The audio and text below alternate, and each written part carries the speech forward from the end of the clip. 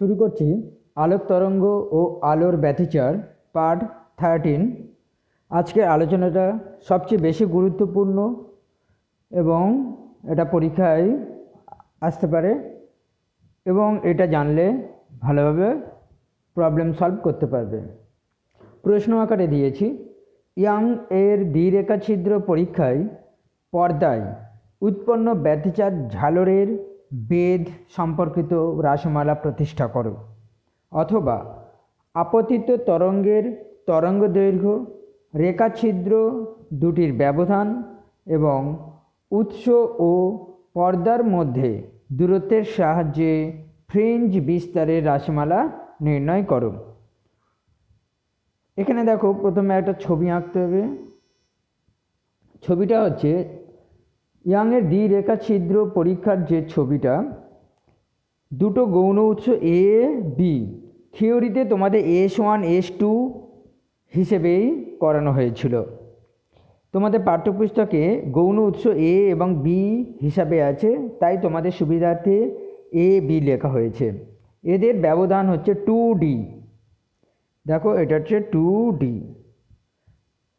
আর ও হলো এদের মধ্য বিন্দু। এই গৌণ উৎস থেকে অনেকটা দূরে ডি দূরত্বে একটা পর্দা এস লাগানো আছে।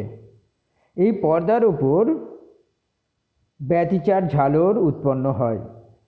সি হলো এ বি গৌণ উৎস থেকে সমান দূরত্বে অবস্থিত, এটাকে বলা হয় কেন্দ্র বিন্দু।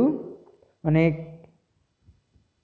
ব্যতিচার ঝালর যেটা তৈরি হয় তার কেন্দ্রীয় চরম বিন্দু, সেন্ট্রাল ম্যাক্সিমাম পয়েন্ট বলা হয়।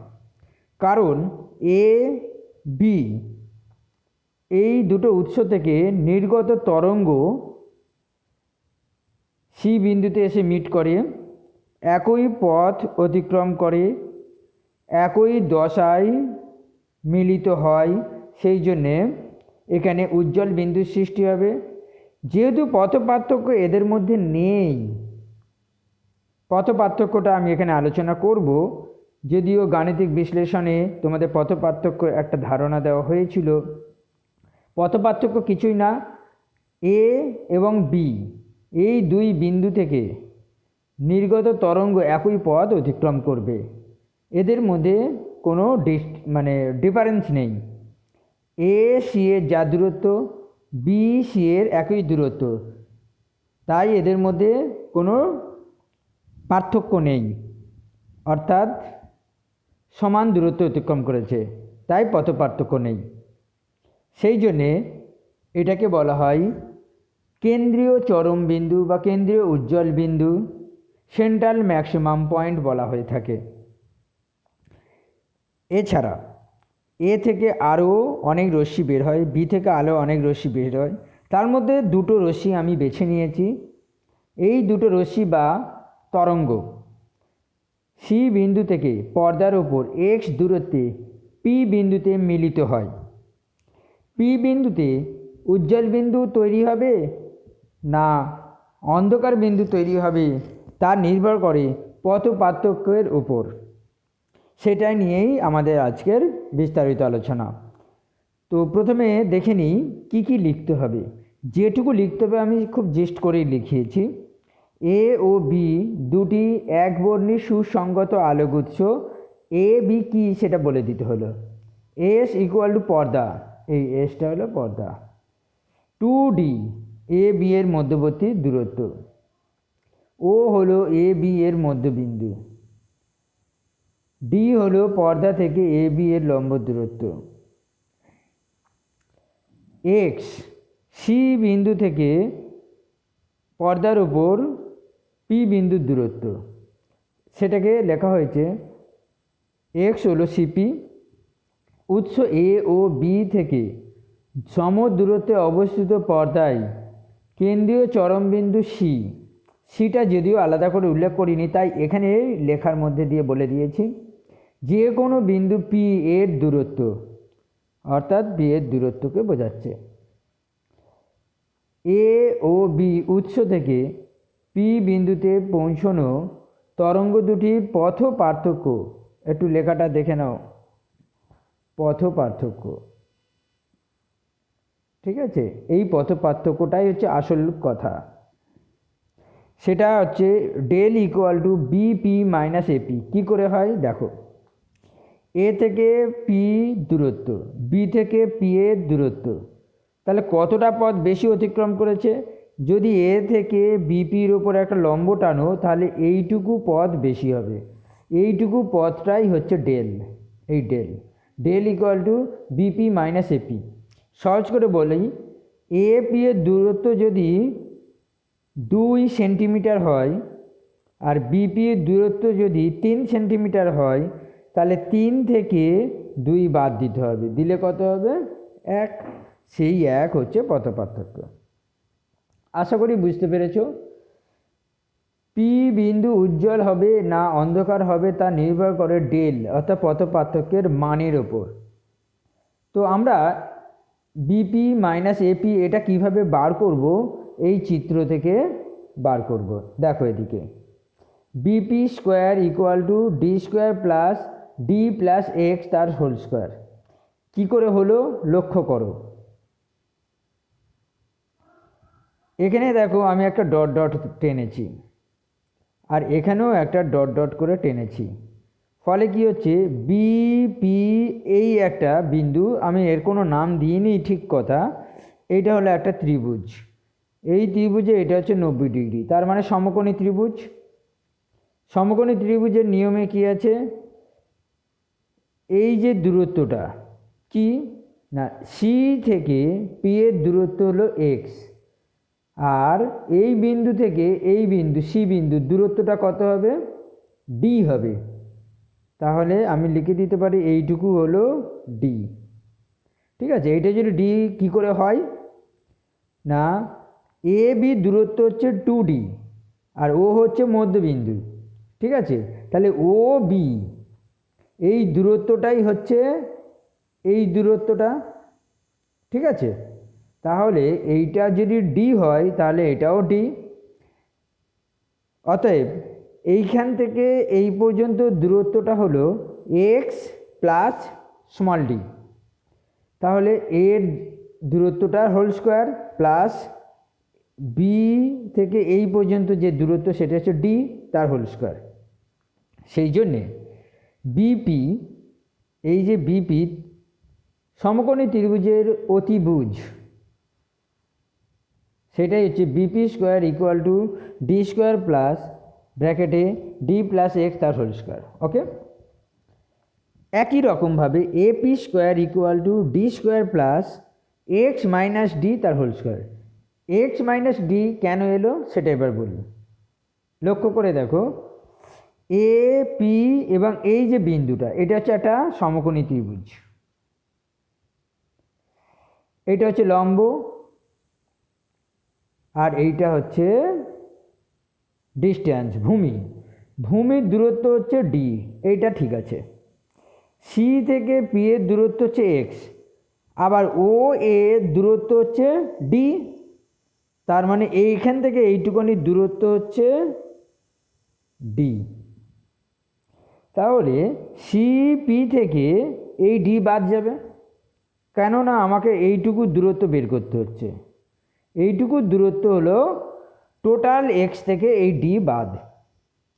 তাহলে কি হবে, এইটা স্কোয়ার প্লাস এইটা স্কোয়ার। এই যে পুরো দূরত্বটা এটা হচ্ছে ক্যাপিটাল ডি, আর এই দূরত্বটা হচ্ছে এক্স থেকে এই ডি বাদ। সেটাই হলো, দেখে নাও, A P square equal to D square plus X minus D তার হোল স্কোয়ার। এটুকু ক্লিয়ার হয়েছে আশা করি। এবারে এইটা থেকে এটা বাদ দাও, কী হবে, এই পুরোটা থেকে এই পুরোটা বাদ, তাই হয়েছে। এখানে একটা ফর্মুলা, এ প্লাস বি তার হোল স্কোয়ার মাইনাস এ মাইনাস বি তার হোল স্কোয়ার, ফর্মুলা হচ্ছে 4ab। তো এর জায়গায় এক্স, বি এর জায়গায় ডি, তাহলে 4ab ফর্মুলাটা ফেলে দিলে হয় 4xd। ক্লিয়ার? আচ্ছা, এবার এইটা কি দেখো, বিপি স্কোয়ার,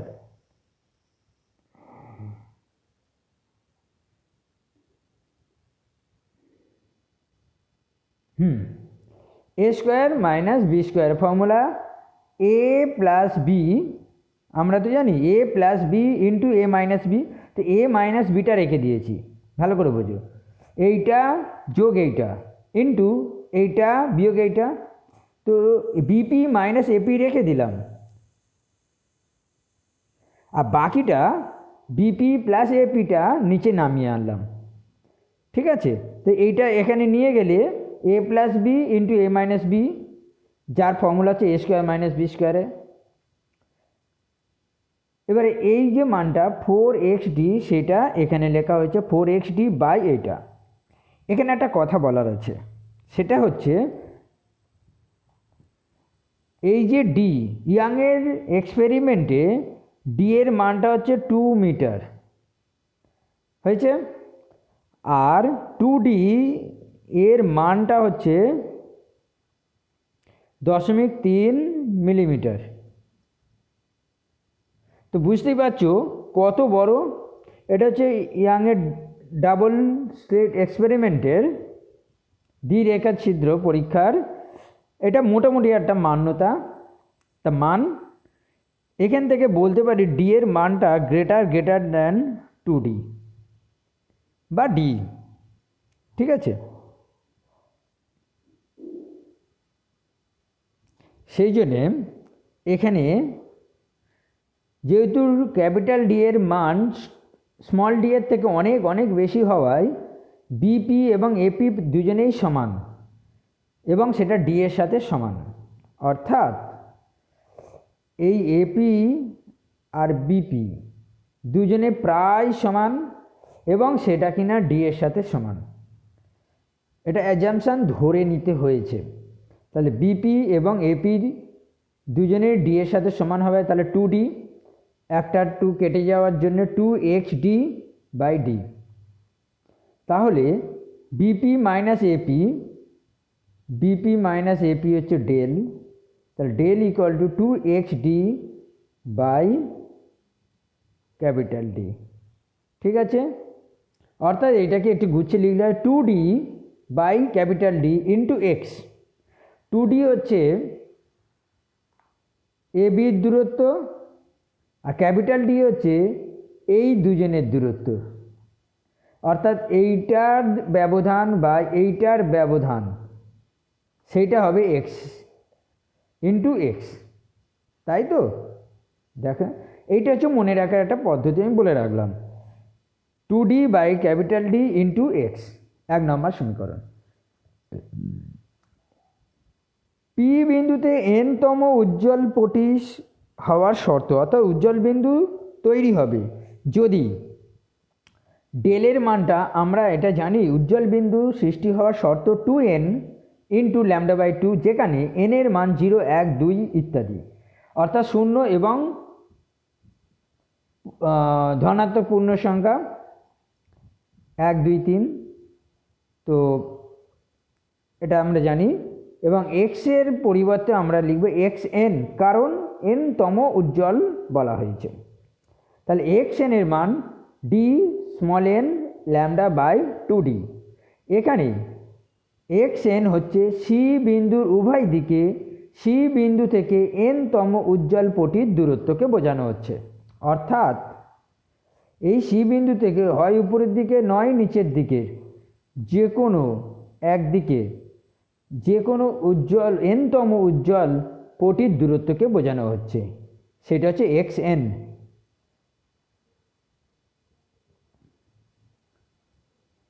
বোঝা গেল?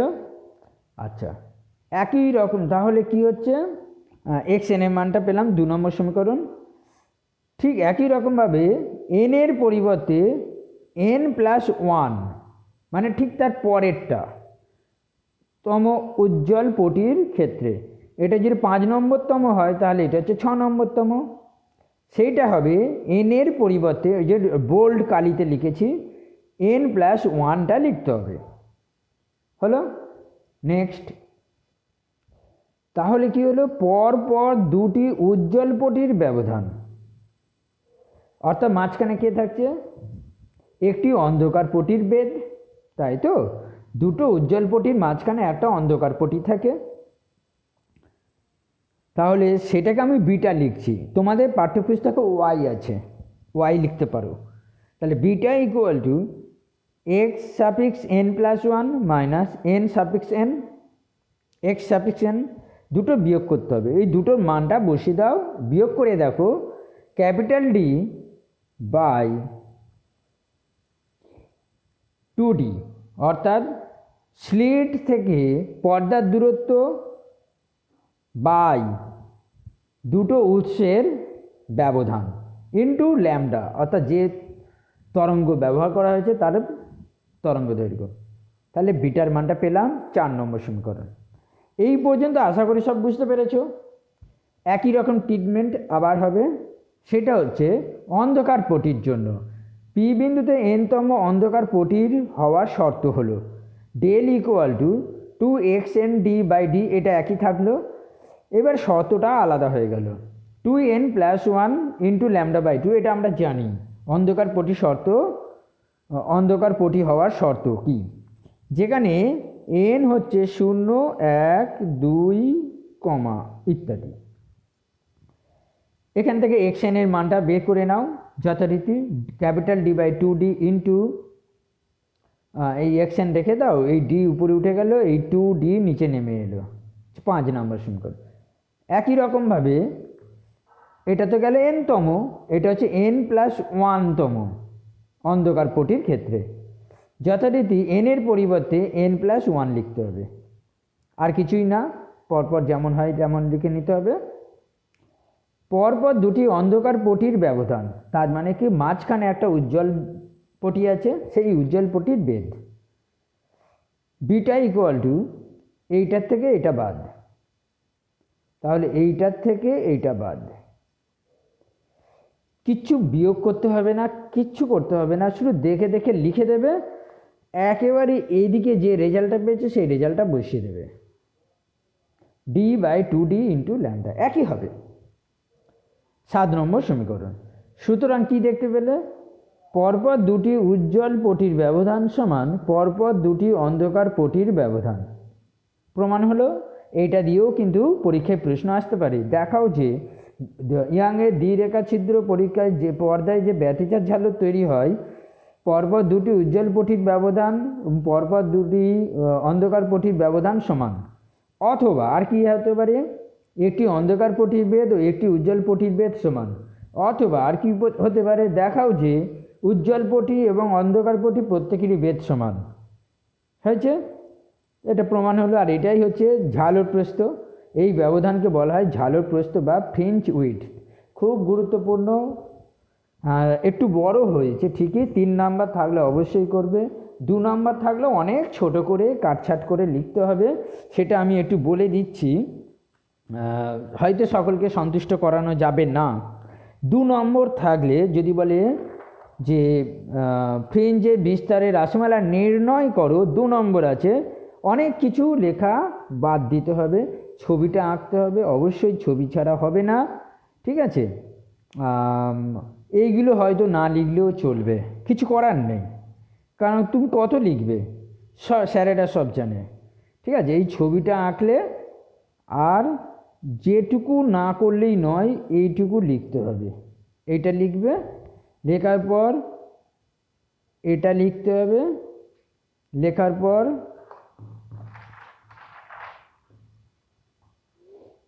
এই পর্যন্ত 4 পর্যন্ত করতে হবে। তারপরে একই রকমভাবে দেখানো যায় অন্ধকার পটির ক্ষেত্রে, বলে একেবারে এইটা অন্ধকার পটির ক্ষেত্রে একইভাবে গণনা করে দেখানো যায় যে একটি উজ্জ্বল পটির বেধ হচ্ছে এই, মানে এই মাঝখানেরগুলো আর লেখা হলো না, এছাড়া আর কি করা যাবে। এবং এইসব আর কিচ্ছু লেখার দরকার নেই, বলবে ঝালর প্রস্থ বেধ হলো এই, খুব কম করে যা লিখলেই হয়। আচ্ছা, এরপরের আলোচনা, ঝালর প্রস্থ কোন কোন বিষয়ের উপর নির্ভর করে। ঝালর প্রস্থ মানে বিটা, সেটা হচ্ছে ডি এর উপর নির্ভর করে, 2d এর উপর নির্ভর করে, ল্যামডার উপর নির্ভর করে, ঠিক আছে। এটা আমি তোমাদের পাঠ্যপুস্তক থেকে একটু আলোচনা করছি। দেখো, আমরা জানলাম beta equal to D by 2d into lambda, এখন ওয়াই, তার মানে তোমাদের বইয়ে তো ওয়াই আছে, ঠিক আছে, ওয়াই যার যেটা খুশি। ওয়াইয়ের রাশিমালায় এন নেই, এন মানে কততম উজ্জ্বল বা অন্ধকারপটি। তাই ব্যতিচার ঝালরের প্রস্থ ঝালর সংখ্যার উপর নির্ভর করে না, অর্থাৎ কতগুলো উজ্জ্বল পটি কতগুলো অন্ধকার পটি সেই সংখ্যার উপর নির্ভর করে না, সব ঝালরই একই বেধের, এটা প্রমাণিত হলো। 2 নম্বর, ঝালর প্রস্থ আলোর তরঙ্গ দৈর্ঘ্যের সমানুপাতিক। এই যে ল্যামডা দেখতে পাচ্ছ, এর সমানুপাতিক, অর্থাৎ এখানে আমি দেখিয়ে দিয়েছি ওয়াই ভ্যারিজাস ল্যামডা। তাই আলোর তরঙ্গ দৈর্ঘ্য বেশি হলে ঝালর প্রস্থ বেশি হবে, ঝালর মোটা হবে। তরঙ্গ দৈর্ঘ্য কম হলে ঝালর সরু হয়ে যাবে। সেই জন্য লাল আলোর জন্য ঝালরটা মোটা হবে, আর বেগুনি আলোর জন্য ঝালরটা সরু হবে। নেক্সট, ডি এর মান বেশি হলে ঝালর প্রস্থ বেশি হবে। কেন না, ওয়াই ভ্যারিজাস ডি, দেখো ওয়াই ভ্যারিজাস ডি। তাহলে ডি যদি বড় হয়, বেশি হয়, তাহলে ঝালর প্রস্থ বেশি হবে, মোটা হবে। আচ্ছা, 4 নম্বর, স্মল ডি এর মান ক্ষুদ্র হলে ঝালর প্রস্থ বেশি হবে, কেননা এটা নিচে আছে ইনভার্স প্রপোর্শনাল। তাহলে ওয়াই ভ্যারিজাস 1/d, ব্যস্তানুপাতিক, ঠিক আছে। এ বি এর মধ্যে দূরত্ব যত কম হবে ওয়াই তত মোটা হবে। এটা তোমাদের ইয়াংয়ের দ্বিরেখাচিত্র পরীক্ষা বোঝানোর সময় আমি এঁকে দেখিয়েছিলাম। এরপর পরীক্ষাটি যদি জলে অথবা অন্য কোনো তরলে নিমজ্জিত করে করানো হয়, তরঙ্গ দৈর্ঘ্য হ্রাস পায় সেক্ষেত্রে। আর তরঙ্গ দৈর্ঘ্য হ্রাস পেলে কী হবে, এই যে তরঙ্গ দৈর্ঘ্য যদি কমে যায় সেক্ষেত্রে ঝালর প্রস্থ কমে যাবে, কারণ তরঙ্গ দৈর্ঘ্য আর ওয়াই হচ্ছে ইনভার্স নয়, প্রপোর্শনাল। হ্যাঁ, ওয়াই, এই যে ওয়াই ভ্যারিজাস ল্যামডা, ল্যামডা যদি কমে যায় তাহলে ওয়াইও কমে যাবে। আর জলের মধ্যে কি হয়, কারণ ওয়াই ভ্যারিজাস 1/μ এখানে প্রমাণিত হচ্ছে, কারণ নতুন তরঙ্গ দৈর্ঘ্য হচ্ছে তরঙ্গ দৈর্ঘ্য, আগের তরঙ্গ দৈর্ঘ্য বাই ওই মাধ্যমের প্রতিসরাঙ্ক, ঠিক আছে। এখন জলে যদি তুমি ডোবাও তাহলে কি হবে, মিউর মান বাড়ে, আর মিউর মান নিচে বাড়া মানে আলটিমেটলি এই ল্যামডার মানটা কমে যাওয়া, তাই না। যদি কাঁচের মধ্যে ঝালর প্রস্থ করা সম্ভব যদি হয়, তাহলে মিউর মান আরও বেড়ে যাচ্ছে, তার মানে আলটিমেটলি ল্যামডা ড্যাশের মানটা আরও কমে যাচ্ছে। কমে গেলে কী হবে, ওয়াইয়ের মানটাও কমে যাচ্ছে, তাই না, ফলে ঝালর প্রস্থ কমে যাবে। ওকে, তাহলে কোনো মাধ্যমে যদি প্রবেশ করাও বায়ুর তুলনায়, আমরা সাধারণত পরীক্ষাটা ল্যাবরেটরি করি বায়ুতে, যদি সেটা অন্য কোনো মাধ্যমে করা যায় তাহলে ঝালর প্রস্থ কমে যায়। তাহলে এই বিষয়গুলো অত্যন্ত গুরুত্বপূর্ণ, এমসিকিউ আসতে পারে, এমনিতে ছোট ছোট বড় প্রশ্নের সাথে একটা করে ছোট প্রশ্ন দিতে পারে। সুতরাং এই পোর্শনটুকু খুব ভালো করে দেখে রাখতে হবে।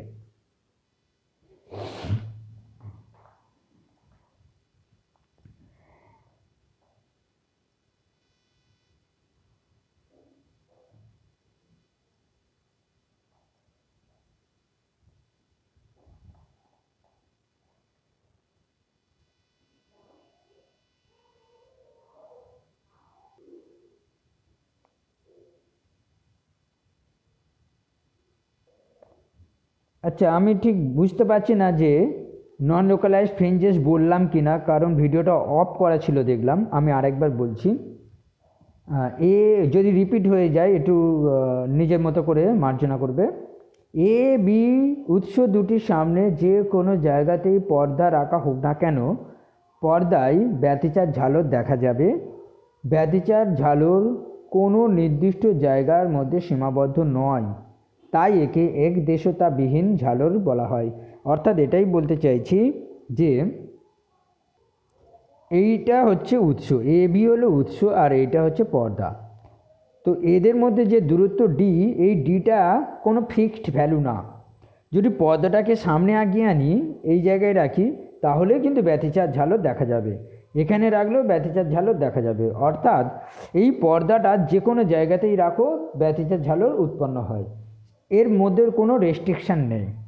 তাই একে একদেশতাবিহীন ঝালর বলা হচ্ছে, নন লোকালাইজড ফ্রিঞ্জেস বলা হচ্ছে।